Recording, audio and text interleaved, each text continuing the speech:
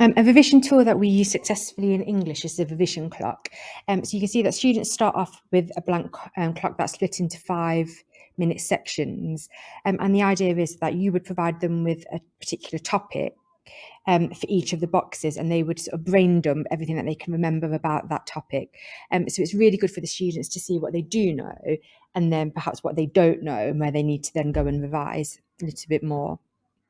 So you start off with sort of blank copy, and then by the end of the session, it should look something like that.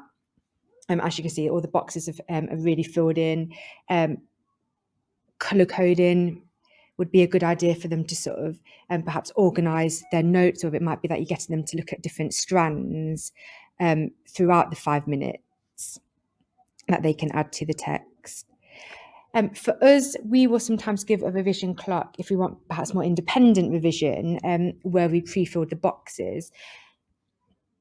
It's also really useful if you want to sort of adapt the revision for your particular classes. So you can see here, the first task is just a recall task, list all the events that happen in Romeo and Juliet.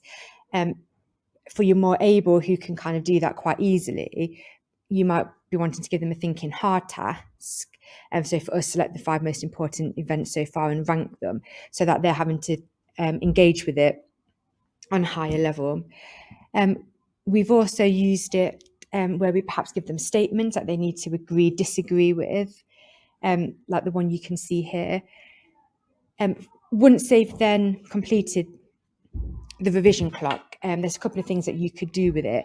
It might be that you get students to compare with other students around the classroom and add more to their boxes.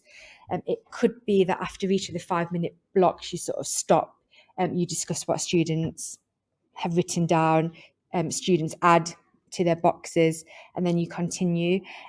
That may take more than one lesson if you're adding in the discussion element of it.